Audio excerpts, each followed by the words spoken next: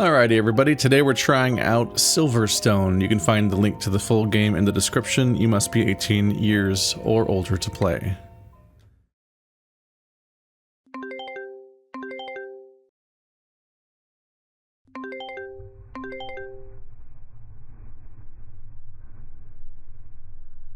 Do you know what we sacrificed trying to get you out of that place?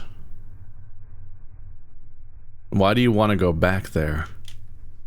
Please, just turn around and come home. There's only one thing that still lives in Silverstone, Zeke. You only find pain and suffering if you go there.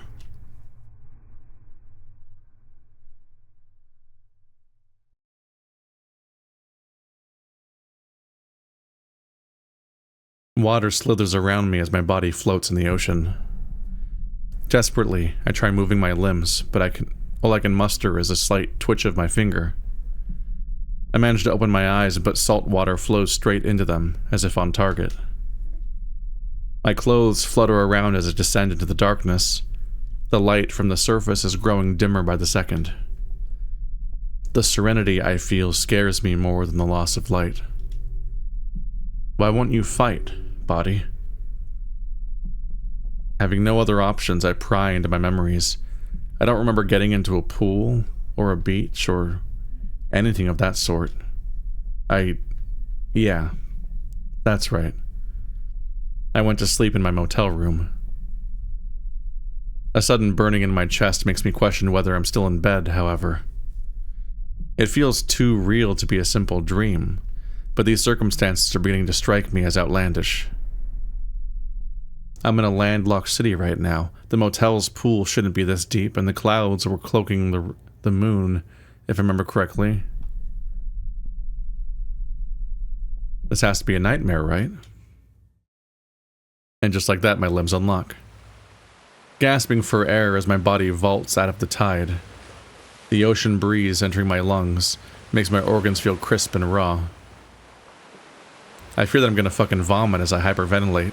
The shock from it all causes me to spring to my feet on the shore. As I straighten myself up, muck slides out of my fur. A sickly mixture of sand and seawater returns to the place it came from. Some of it worms back in between my toes, and I instinctively lift my feet out of the water to sift it out. I'm perplexed as to how I got to the shore. I was certainly drowning not even a minute ago. Every part of me is drenched. My muzzle, my fur, my clothes, all of it wet and covered in glassy grit. Maybe my perception of space got warped from the sensation of drowning? Was it that disorienting? But then, my theory of a dream returns to the surface. If we were in a landlocked city, how am I at a beach? Maybe I'm still asleep. Whether I am or not, my head is hurting too much to make heads or tails of this bullshit. The wind hits me like a 16-wheeler. The frigid sensation courses from my head to my feet and back. There's only one word I can shiver out of myself. Towel. After a while, I finally take my eyes off my feet and the scum before looking up toward the night sky. What I'm met with fills me with harrowing nostalgia, and even more questions than before. I used to run down this beach with my friends and stepbrother 15 years ago. The moon dances in the water, welcoming back home. It's almost as if I never left the town. I can't help but be enraptured in the moment, before the cool air strikes me once again. Turning back, I trudge my ankles through the ocean as I struggle to get to dry land. The muck from before is replaced with dry, cutting grains of sand. It's almost worse than the sticky mixture I was dealing with. My brain compels me to double-check my surroundings. One landmark in particular will confirm if I'm there or not. A shaky chuckle escapes me as the cliff enters my vision. Back then, it was another playground for us. We typically come home with scratches from the debris people dumped there, as well as the occasional tick or two. The memory of Mom plucking them off Mason during his first time were time there humors me a bit. The fog from my breath dances in the air as I sigh. I'm at our destination, Silverstone. The revelation fills me with so many emotions at once: relief, wistfulness, confusion, and fear. The dream theory enters my brain once more. Everything is so vivid, and I can swear the wind and the damp fur is real. There's absolutely no way I'd slept for a full day. I refuse to believe Kelsey lugged me out of the car without waking me up, much less to the goddamn beach. Before I lose myself in another rabbit hole, my eyes return to the cliff. A new structure atop it invades my gaze. A lighthouse. The sight of a lighthouse confirms that I'm still asleep. Silverstone had never been a port town. Even if it was, who would be around to build such a big structure? The light is also turned off. I can only scratch my head in confusion while water and sand gets into my claws. I'm thinking of Annihilation a bit. The lighthouse that was the core of whatever supernatural thing was going on. Whatever might be implied about what's going on in this story. As fake as I'm convinced this all is, it feels all too real. Anxious laughter makes my body tremble. I pinch my arm in an attempt to jolt myself awake. Instead, I draw blood, and the seawater stuck in my fur seeps into the wound, increasing the pain tenfold. Fucking hell. I grasp at the wound and try to suck the disgusting mixture out. I can't help but retch as the brine hits my tongue. Jesus. Get a towel. Gotta get a towel. I'm chanting to myself to pick up the pace. My feet transition from hammering the loose sand to stamping on the sidewalk. While the beach and cliff are somewhat recognizable, the town is dressed in an eerie blue from the midnight sky. A few cars haphazardly adorn the streets. There's not nearly as much as when we lived here, though. Some trash flies past my feet as I take the surroundings in. It's almost like something out of a zombie film. I wonder if the few people that are here would swarm at me if I fired a gun. That is a strange thought to have. The pain from my arm starts to subside a bit, but the wind is only picking up. Not only that, it feels like there's no singular direction it's coming from. I spy a paper cup dancing around the street. It's like an invisible force is playing ping pong with it. It's not helping that it's getting colder. The bitter air pulls my gaze away from the piece of garbage and toward the windows of a boutique. What stares back at me from the window is a shaking, pathetic, and sopping wet reflection of myself, his hands clenched around his arms. Inside of the small shop is a bunch of touristy crap on shelves decorated with dust. Loser. Got a cute hyena protagonist. Green eyes. I mock myself and fling my drenched faux hawk out of my eyes before continuing my mission.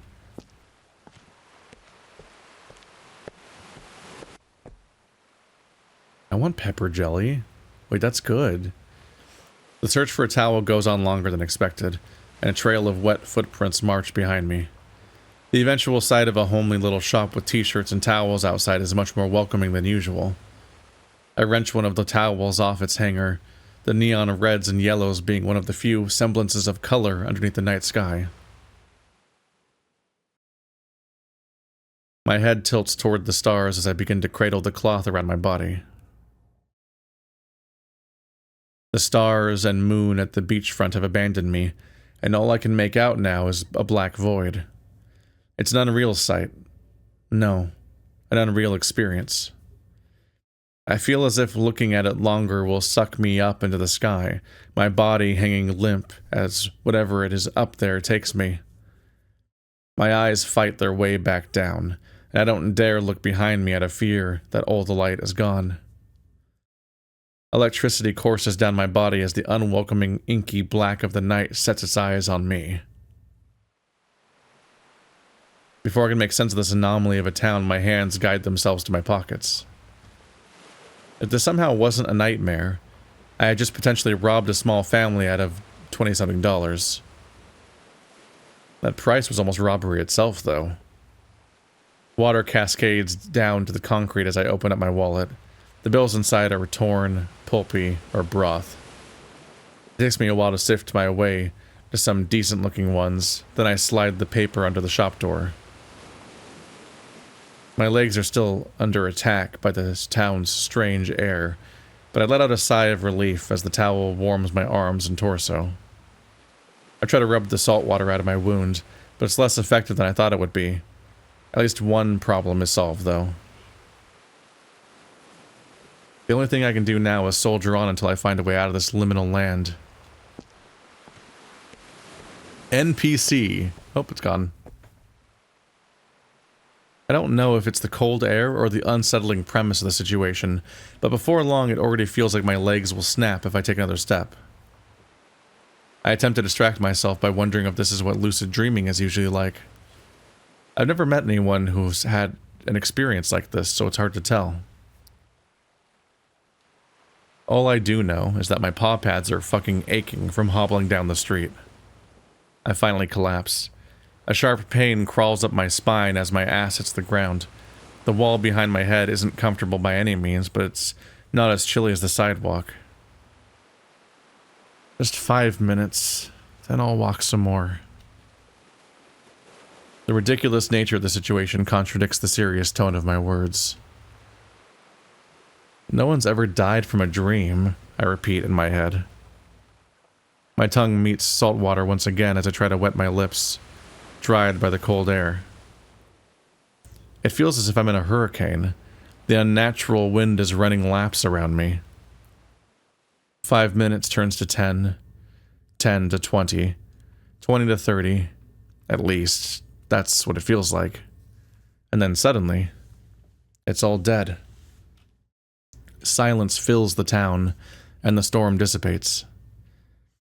The lack of sound reminds me of those anechoics, I don't actually know the word, anechoic chambers my professor liked to show videos of in class. A room full of quiet yet loud anxiety.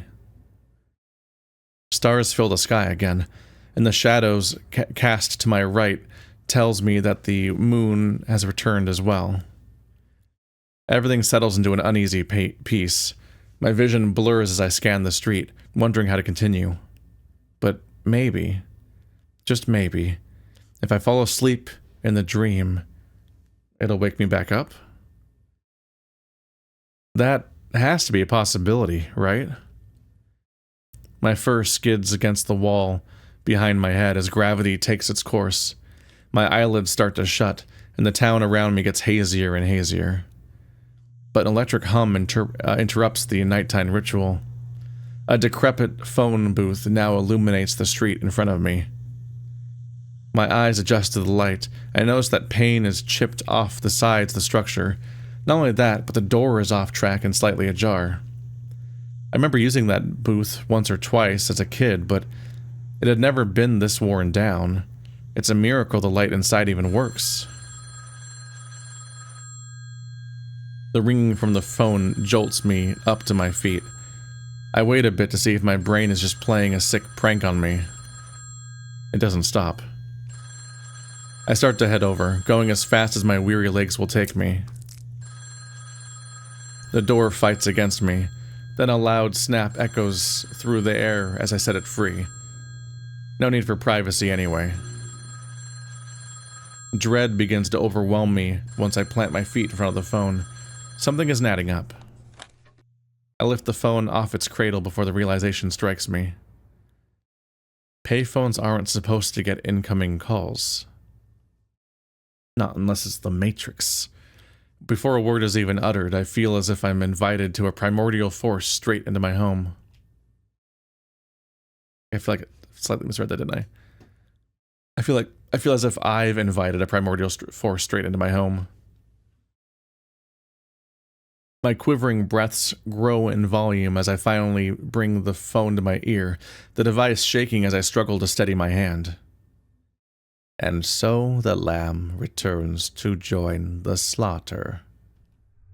Mr. Freeman. I don't know why I went there. The voice that crawls from the device isn't what I expected. It's deep and husky, frightening yet seductive. Fuck. Alright, super seductive voice. And so the lamb returns to join the slaughter. I don't know. I haven't a clue why you'd return, young one. But I look forward to our reunion. The faint chuckle that seeps through the phone, light. Okay, it's either lit a wild... Well, it can't be lit, so it's gonna be lights a wildfire? Yeah. The faint chuckles that seep through the phone, light a wildfire. No. Chuckles, plural. Yeah, never mind. It's plural. I'm a little tired right now. Light a wildfire inside me. The warm tone they give out just makes it feel like whoever this is sees this whole situation as a joke. Who the fuck is this? I'm done with this sick bullshit. I just want to wake up. Dead air fills the conversation when I throw the question at them. Soft mumbles sneak through, but I can't understand the look of it. My name is currently irrelevant. Just call me what you will. The stranger's tone returns to their sultry charisma, which leads me to more confusion and anger. Whatever. You're not real. You're just more of this stupid nonsense my dream is thinking up. As I'm about to bring the phone back down, a sharp, burning sensation courses down my wrist to my elbow. Its path splits like the roots of a tree, dividing itself as it conquers every vein in my arm. I can't help but let out a gasp of air as I grip my arm tight, as if that would stop the sensation. I almost fall to the floor, but I managed to prevent my knees from buckling. Whoever's on the other end seems delighted with my situation. I can assure you that I am very much real, Mr. Hames. Mr. Hames? A loud snap rings through the phone, its echo pulling the torturous agony out of my arm. I adjust back to reality. It's only now that I realize I'm more wet than before. Sweat drips off my muzzle to the metal floor below me. What a mean universe to create whenever it's people that are covered in fur, but they also still sweat. Now, are we ready to be more cordial with one another? Despite my reservations about whoever or whatever this is, I can only nod my head like an idiot. My only audience is the glass panels around me. A quiet, yet sinister chuckle escapes them, as if the stranger can see me through the device. Most people would yell like a barbarian again. You've grown into quite the young man, Ezekiel. Never call me that. The voice that bellows out of me is unlike anything I've heard from myself. Maybe because I don't know who's on the other end? I tense up, preparing for another lash of the torture from before. Apologies. I forgot you don't like that name. The repentant tone from the stranger doesn't fully ease my worries. Nevertheless, my shoulders sink back down from the bottom of my ears. If it would be all right with you, I'd much prefer if we could talk face to face. Face to face? What? But I'm trying to wake up. I want to escape this nightmare. You are the patient. What do you mean, patient? And I am your caretaker, Mr. Hames. That's not a good color. The environment adjusts itself from deep midnight blue to sickly bright red. It's now near impossible to tell apart the glow from the other colors in the buildings. If you would, please come to the lighthouse. I'd like for us to catch up. The odd statement pulls me away from the new color and back into the call. Catch up? The fuck you mean, catch up? Before I can hear an answer, the tone dial swells forth. More irritated than ever, I slam the phone back down and set my sights on my destination. The Silverstone lighthouse. I almost wish I had stayed in the booth as I take a look around. The garish mixtures of reds, pinks, and browns cause my stomach to churn for some reason. While bringing my towel closer to me, I begin to walk. Occasionally I pat myself dry from the sweat. The attempts are futile, however. The ocean water has already burrowed into my shirt. It sticks to my torso like glue, and the sweating won't stop due to all the nausea the light gives me. I try to look away from the buildings, but it's almost as if the light causes the wood and bricks to dance away into the night. It's horrifically mesmerizing. It isn't long before I stumble off the sidewalk and into the bushes leading up to the lighthouse. There's NPC again. A ghastly combination of salt water and stomach acid expels from my body, the vomit coating the tip of my maw. The sensation of vomiting is just as bad when lucid dreaming as it is in the real world.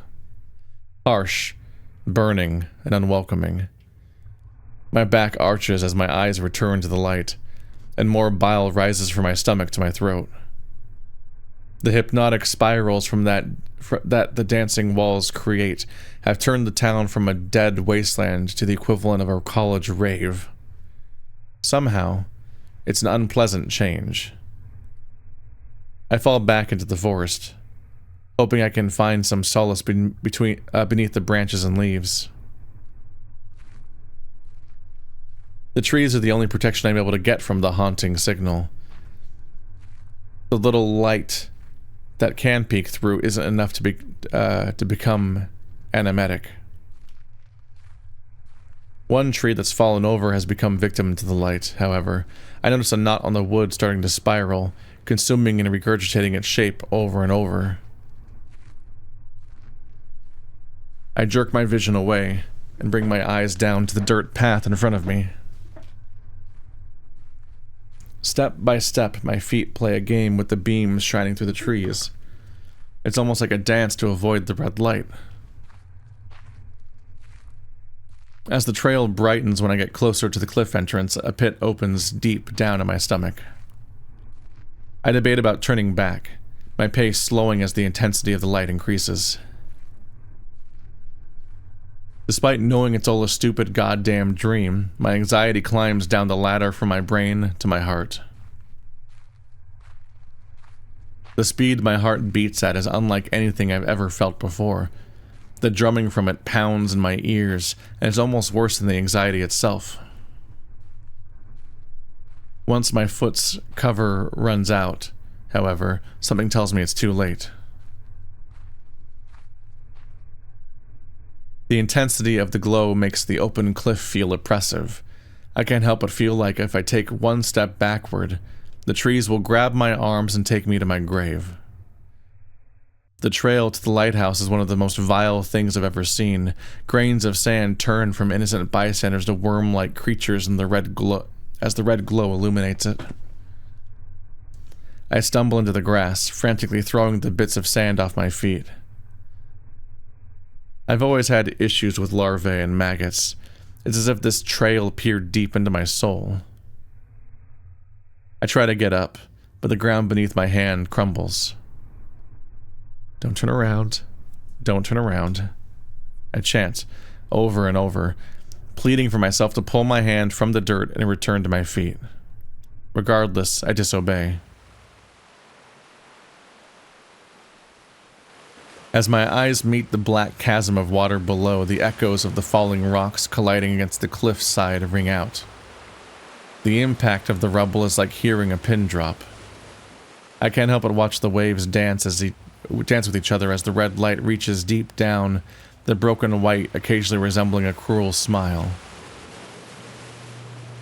All silence is broken by the wavering hum coming from the top of the lighthouse.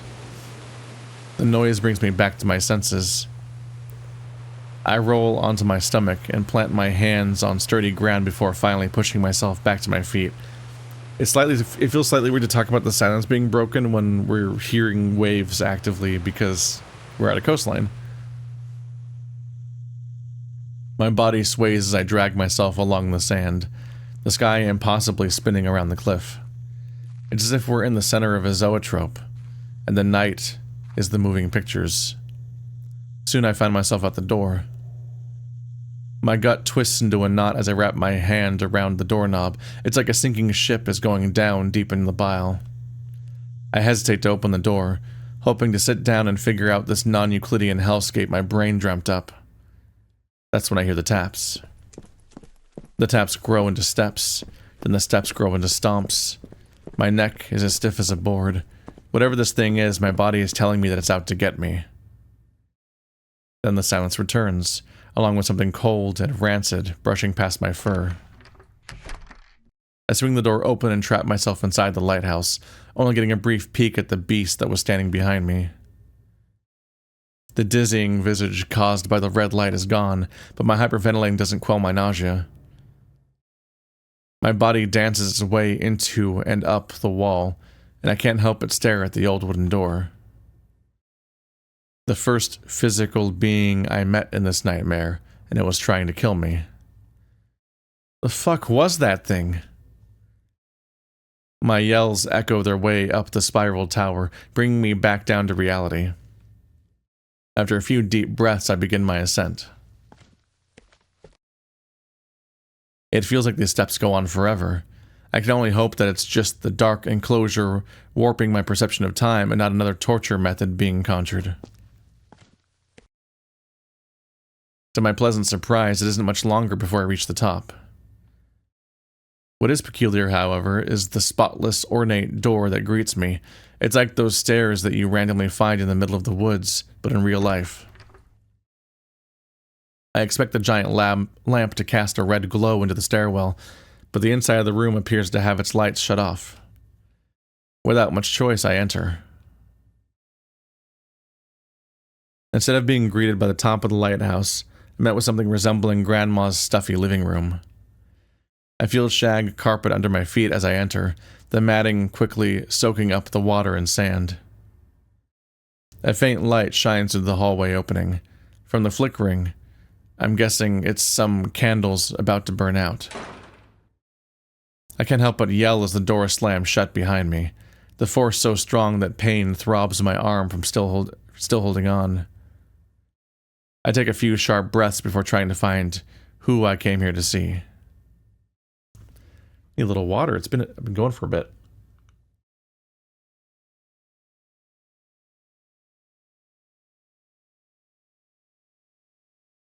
Having been going for half an hour now, I feel like there might be some pacing struggles here with how long we've been so description heavy on this sequence. Because it's been a fair amount of text. Yo, we spoke on the phone in town. You still up here, man? Nothing.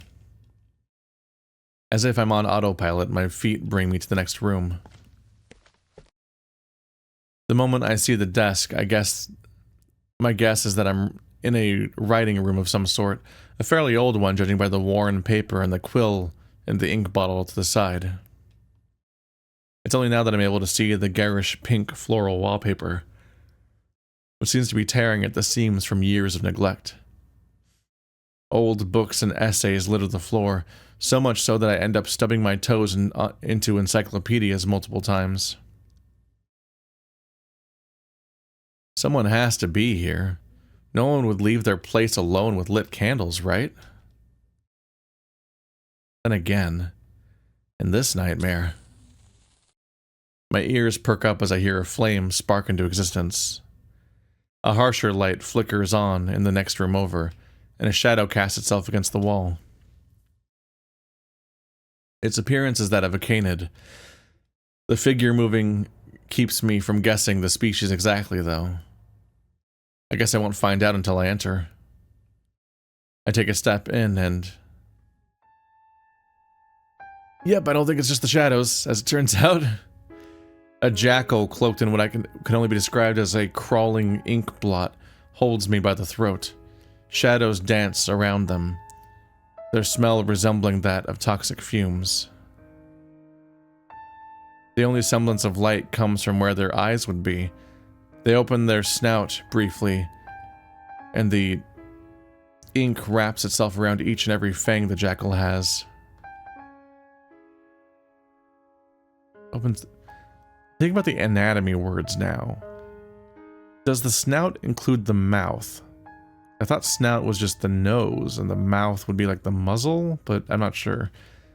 They tower over me, their feet dangling in the air as they lift... my feet dangling in the air as they lift my entire body up with just one hand. The person caresses their thumb across my cheek, using it to tilt my head, as if they're examining me. Ah, apologies. I've been expecting you, Ezekiel. Only when the jackal sets me down do I realize just how tight their grip on my neck was. Wheezes escape me as I try to shovel air into my system. The jackal pays it no mind, though, instead closing their book and shelving it. I thought you would have arrived a tad later. Pity. I was in a good chapter. My breath finally catches up to me and I hobble up to my feet, instinctively grabbing onto a table as I feel my knees weaken. You mortals really are frail. I forgot about that. Don't get visitors often? My attempt at a comeback was largely ignored, the jackal instead beckoning me over to some expensive chairs. They tap a digit on a small green one, presumably to say that one's mine. Despite my reluctancy, I walk over and seat myself. The questionable canid heads into another room, then another candle is set alight. From what I can glimpse where I'm seated, I can see a jackal waving their hands to open some cabinet doors. Are you craving anything? I've got tea, some gingerbread cookies. I'm really not fucking hungry right now. Oh, please, don't be so barbaric, Ezekiel. No language like that in my domain, please. I'm pretty sure I told you I don't want to be called that. The jackal walks back in. The chicken... It's just completely random word stuck in apparently. The kitchen candle blowing itself out as they stride toward the red chair across from me. In the short time they were gone, they had made a new pot of tea. Despite how old-fashioned this being seemed to be, they owned an electric kettle of all things. You did. Zeke is so unrefined, however. I prefer Ezekiel much more. I'm not going to talk to you if you keep calling me that.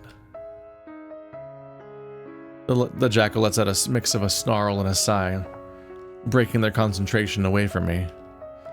It's hard to make out the jackal's expression, but if I had to guess, it would be unamused. They take a sip of tea before returning their gaze to me. You seem awfully calm for someone who's meeting an immortal being, Mr. Hames. Right. Well, this is all just a fucking bad lucid dream, so I'm just riding the wave until I either die in it or I wake up. The jackal darts out of their chair, slapping me across the face. The shock is enough to throw off my train of thought. They walk back to their seat, picking up their tea from the vanity they set it on. Language. I readjust myself as the canid sits back down, taking another sip of tea. The shadowy ink molding itself around their fangs hides the brew entering their mouth. Now then. Yes, this is a dream in mortal definitions.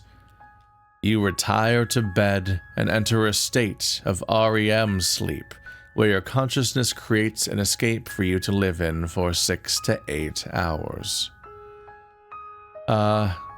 Yes, that's what a dream is. However, through our connection, I am able to commandeer these worlds you make, Mr. Hames.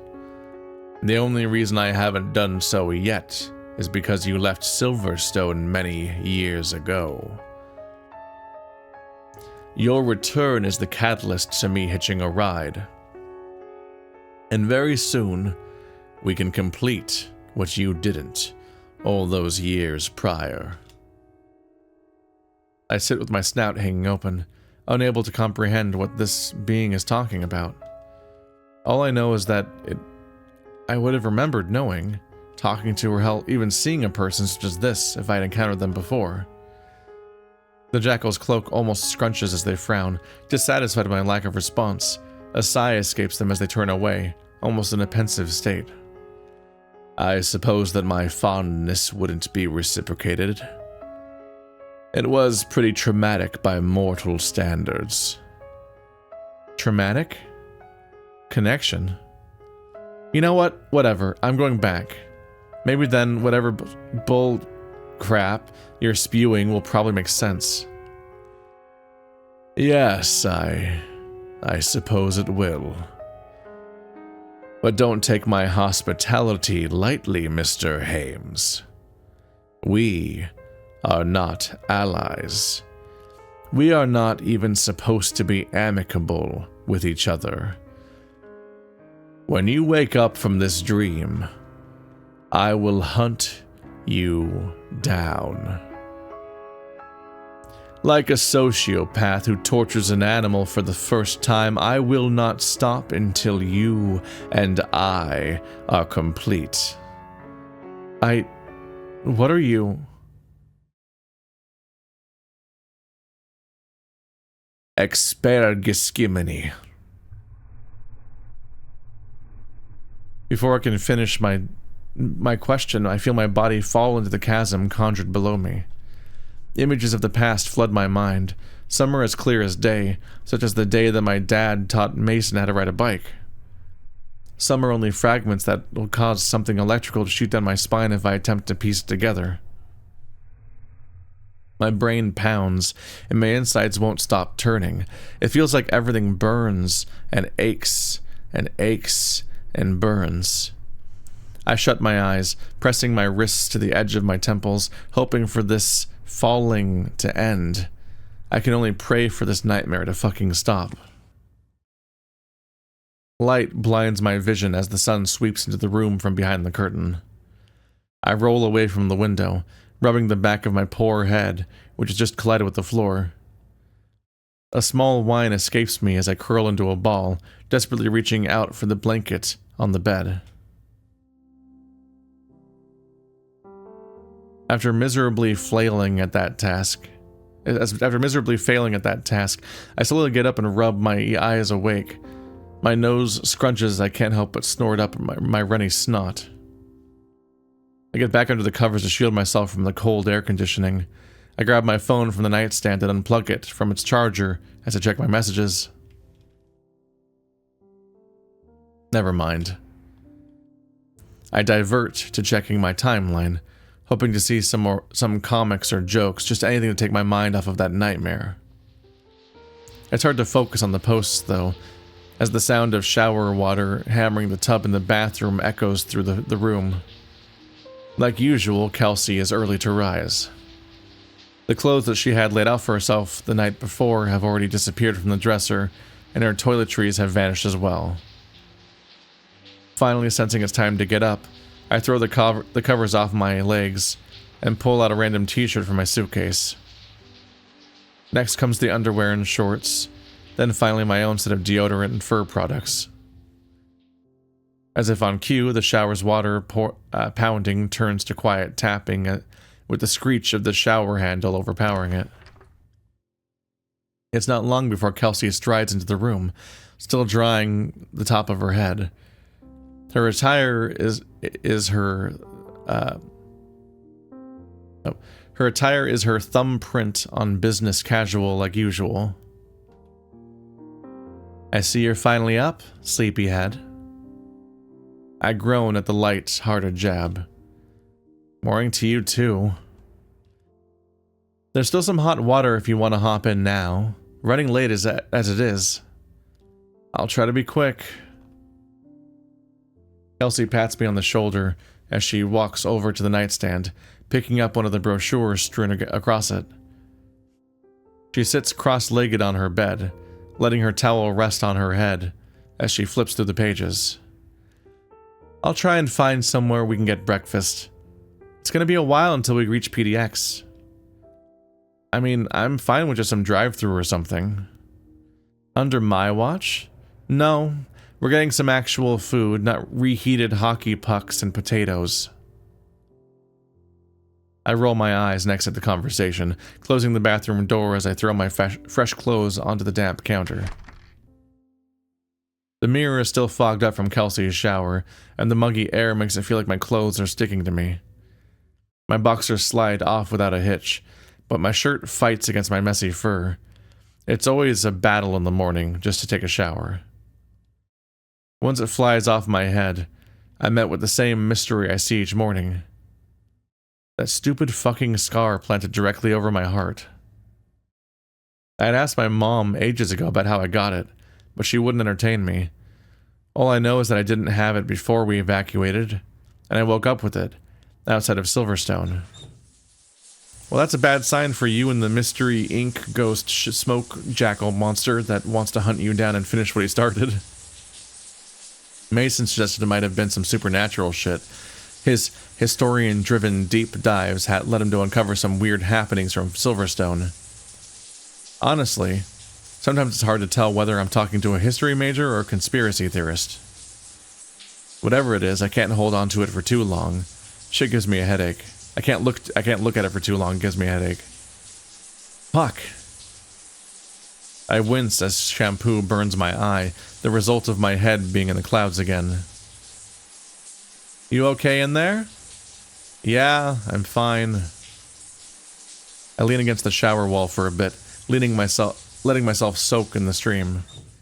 It's only when a spike of cold water hits me that I quickly turn the shower off.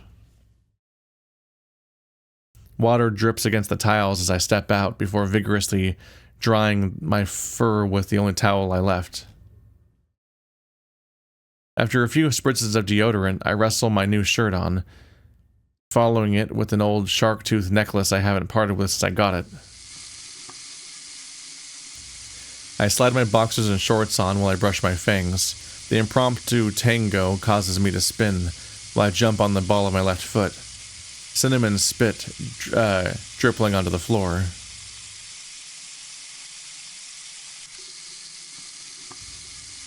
Oh, it's from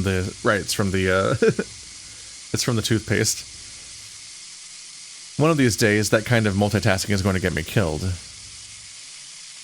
You almost done in there? It just hit 9. I spit into the sink and drop my toothbrush into it, finally managing to cover myself. Just finished.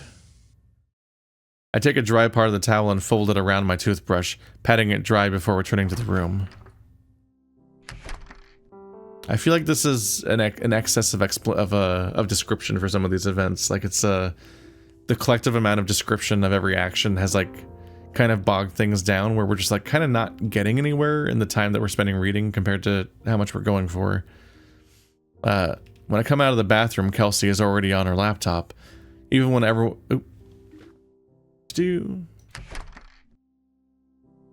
everyone else is on break, she needs to stay on a couple online courses to stimulate her mind.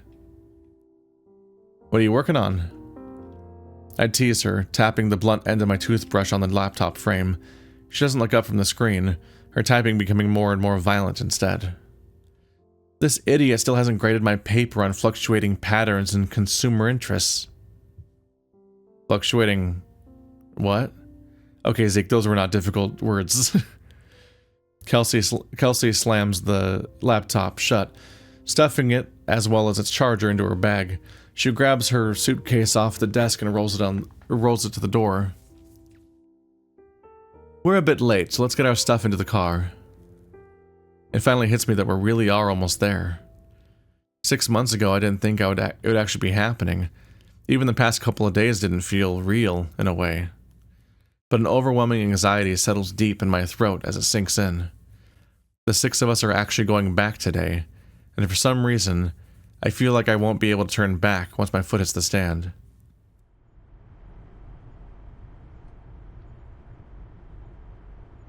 I shift around in my seat as I look out the window of the SUV. Compared to Texas, Oregon is very wet and green. Despite that, there's nothing incredibly interesting. Everything looks different yet the same to me. The tapping of the steering wheel breaks me out of my listless trance, and I turn to Kelsey, her eyes fixated on the road. Compared to the other drivers, I've noticed that Kelsey is very safe when she's behind the wheel. It's reassuring yet alien. My mom, although she's a helicopter parent, would have gotten us in close to 3 accidents by now. You doing okay? Yeah, I'm alright, I guess. How do you feel about seeing everyone again? I hadn't thought about it much, to be honest. I try to find the words, but ultimately nothing substantial pops up. Nervous, maybe? There's no need to be. We've been talking online for months now. It's as if... I wait for Kelsey to finish her thought, but the car is only filled with the sound of tires skating down the open road. She's only half right about the talking, though. Mason, Kelsey, and Jake are relatively talkative in the group chat she created for us, but Silas and I aren't very outgoing compared to them. It's such a rare sight to even see a typing notification from June, let alone an actual message. I'm surprised he even decided to come back with us. Hey, can I ask you a personal question? My ears perk up as the cheetah addresses me. I'm almost eager to know what sort of details she wants to know about me. Shoot. Kelsey tilts her head back a bit as she gulps, before briefly turning to me with a sigh. Why are you really coming back to Silverstone, Zeke? You've been nothing but nervous since the moment we left Texas. A sigh of my own slips out as I turn back to the trees outside, letting my head rest against the cold glass window. Everyone else got to talk about their last week there. Except for me. I guess it's just this weird sense of feeling left out. Your mom didn't even tell you what happened. I scratch behind my ear and rhythmically tap my foot against the floor of the car. This isn't exactly a conversation I want to have, especially with Kelsey of all people. Then why are you going with them on this trip? She wouldn't tell me shit, even if I won the lottery. All I know is that one day we're living with Dad and Mason in Silverstone, and the next they're divorced, and we've moved to bumfuck Texas. I am looking forward to seeing the others. I'm genuinely excited about that, but I need the answers I left here 15 years ago. The tense air in the car indicates that my answer was a bit heavier than Kelsey anticipated. We drive in silence for half an hour before the tunnel of trees turns into a concrete jungle. The once quiet roadway has turned into a city full of noise.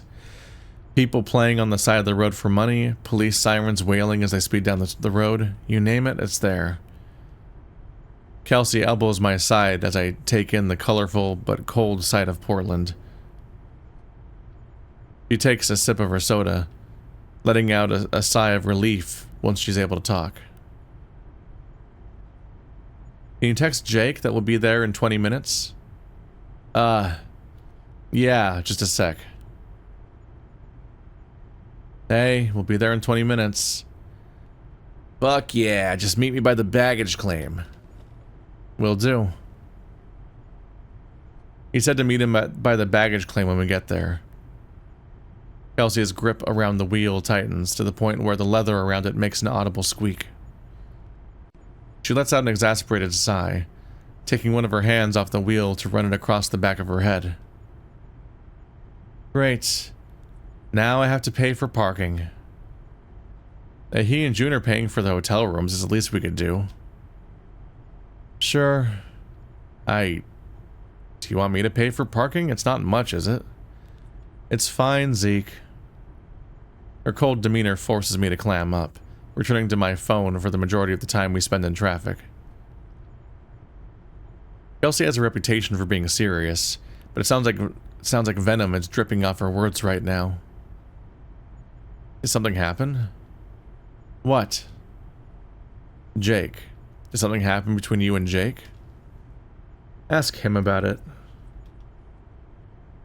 The cheetah's eyes are firmly on the road, with one of her hands covering the right side of her face.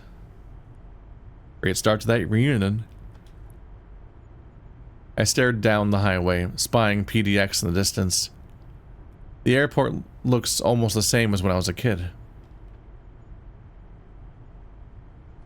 You go on ahead while I park, okay? The jarring shift in Kelsey's tone pulls me out of my nostalgia, and I turn to her. Her face isn't behind a wall anymore, but her piercing eyes are somewhat discomforting. It'll be faster that way. Okay. Kelsey gives me a small and brief smile before dropping me off by the revolving doors. I attempt to give her a quick goodbye, but she speeds off once my door closes. The noise around me from the cars and visitors starts to close in, and an overwhelming anxiety begins to grow. I scurry into the airport, hoping to find Jake and possibly some answers. It doesn't take long for me to spot Jake. The raccoon is sitting on one of his suitcases, while the other one has a greasy paper bag full of fast food placed on it. He eats his breakfast sandwich, scrolling through his phone. I think he's about to text me, but a quick glance up causes his expression to brighten out of the bored face he had. Why didn't he just walk out to get picked up if he's right here? I walk up and he pulls me into a tight, one-armed hug. A bit of his sandwich grazes the back of my neck, and I try my best not to shiver in response. Damn, you fucking grew. He isn't wrong. His hug actually ended up pulling me down a bit, something I didn't expect. His height doesn't match his personality. When we were kids, Jake was the de facto big brother of the group. In a way, he was kind of like that to me. Before Mom remarried, she had to hire a babysitter to watch me. The babysitter was none other than Jake's mom. Being 2 years older than most of us, he was taller than myself and the rest, barring maybe Silas. Guess he stopped growing at some point, because now I'm tilting my head down at him when he's on his toes, and he's on his toes wrapping his arm around me. It's good to see you, man. I honestly didn't think you'd come. To be honest, neither did I. Kelsey here too? She's parking the car, told me to go ahead of her. Jack scratches the back of his neck with a guilty expression draped across his face. I pick up the remaining suitcase, as well as the food sitting on it. Everything cool between you two? She's pissed, isn't she? I don't even need to say a word to answer that. The raccoon sighs before taking another bite of his sandwich. It's kinda between us, if that's okay. I might talk to her tonight about it. Well, if you say so. Jake starts to speed towards the doors, casually flipping me off while laughing. I almost tripped trying to catch up to him, but to my surprise I end up behind him fairly quickly. There's some food for you and Kels in there as well, by the way. A peace offering? I jest, and the raccoon elbows my side with a toothy grin. It's like 4 hours to get to Silverstone.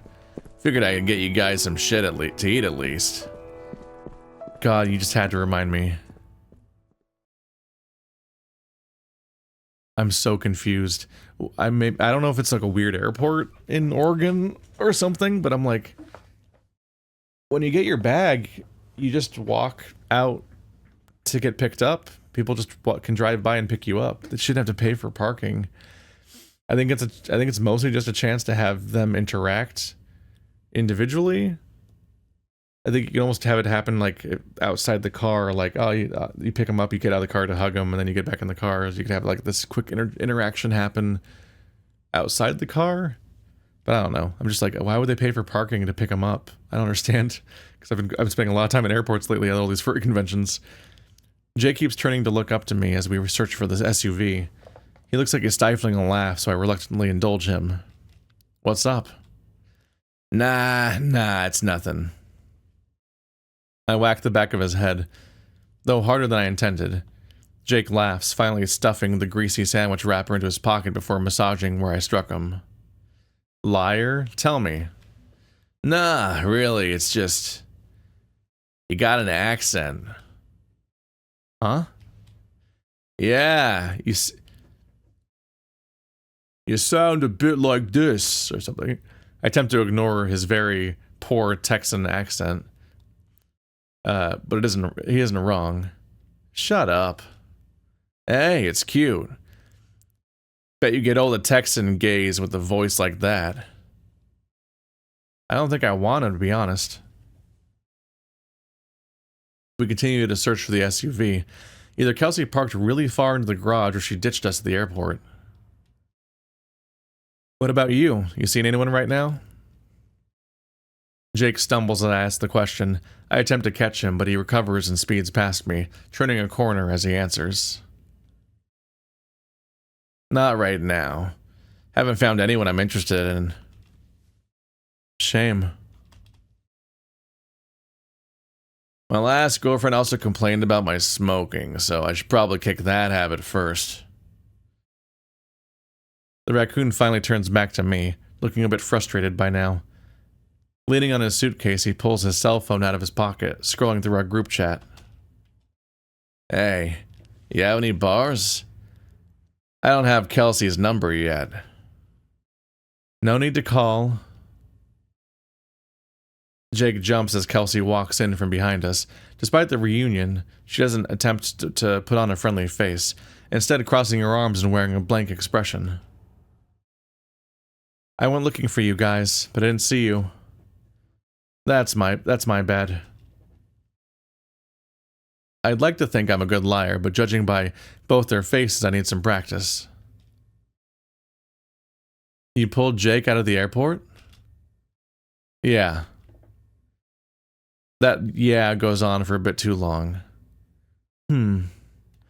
Well, the car's this way. The cheetah turns before either of us can answer. We follow, trying to keep up the pace with her. Jake clears his throat loudly, to the point that it echoes throughout the garage. Kelsey's ear perks a bit, but... Kelsey's ears perk a bit, but dart back down just as quick. I feel dried out today, I'm sorry about that. I don't know if weather changed or something. I keep getting more water. My voice doesn't feel amazing. It's good to see you, Kels. An awkward silence walks alongside us after that. The anticipation of Kelsey's response being the only thing to cut through it. Finally, she turns her head back towards him. She still looks serious, but her expression has softened a bit. Good to see you too. Jake looks at me like a pet would. If his eye color was just a bit darker, a good boy would unironically slip from me. Kelsey and I loaded the raccoon's luggage into the back, and he scrambles in after.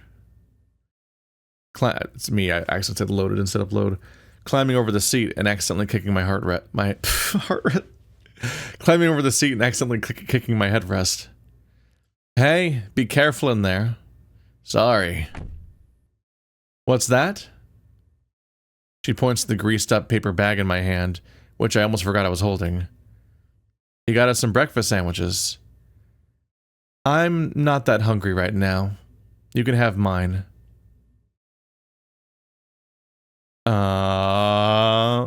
First choice. About to find out if that's a bad idea or something. you get a don't, you could be like, oh no, you ate my sandwich, and now hours later I could really use one, or it could be like, don't baby me. You can't fucking, don't like ignore what I'm saying and be like, no, you can't. I sigh, already fully drained before all 6 of us are even together. I don't want to subject Jake to the sight of me eating his peace offering. I take the sandwich out, just a plain egg, ham, and cheese sandwich, then stare at Kelsey, pleading for her to tear the wall down. He got this because he's trying to be nice, Kelsey. He didn't have to. I pinch the bridge of my nose in frustration. I love Kelsey, but her stubborn attitude can really piss me off sometimes. That's not the point. I don't know what happened with the past week or so for you to be this cold, but I look at the pavement, trying to find more words to say. To my surprise, however, Kelsey grabs the sandwich out of my hand. She looks it over before taking a small bite. I can't gauge a reaction from her, but I'm just glad she took even one nibble. Thanks. The cheetah wordlessly heads to the front seat, finally cracking a small smile. I pull out my own sandwich. Crazy how Jake just still knows my order, years later, even told them to take the cheese off. Evil. Actually evil. No cheese? What?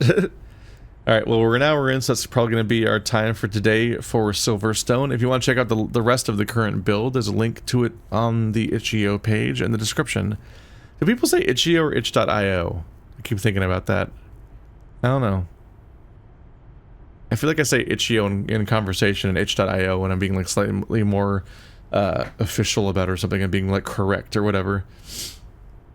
I've definitely seen this artist before, because I remember them drawing, yeah, my mental image is thinking of them drawing Leo, and yes, because they did like redraws of all of the character sprites in Echo as a experiment or something. Speaking of Echo, it'll be interesting to see how this game differentiates itself from Echo, because it is hard not to notice that the intro of the game is, so there's 6 friends going back to an old town where supernatural things happened years ago, and they all, well, not in Echo it's not necessarily supernatural stuff years ago, but it also was, but that's not really why they left. But there's a supernatural, scary, a small town, and they left and came back, but only half of them left. 3 people are returning in a car, and 3 of them are still there in town, I think. Actually, I don't know if that's the case. They might not be in town anymore either. I'm just caught by like the, oh, it's like Chase, Jenna, and TJ going back to Echo is kind of like the vibe of the intro. So it'll be interesting to see how they differentiate that by having the plot develop in a much different direction, I would assume. Because the similarities are definitely there at first glance. But anyway, if you want to see where the rest of this build goes and what other characters are introduced and who the 6 of them probably are, I assume that's all in the current build, because I think I saw more characters in the screenshots. You can check out the build right now via the link in the description. There's also another playlist link in the description where you can see a whole lot more of these videos, because I do one of them basically every week. You would think I would run out. I probably never will, honestly. Thanks for watching like always, guys, and I'll see you next time.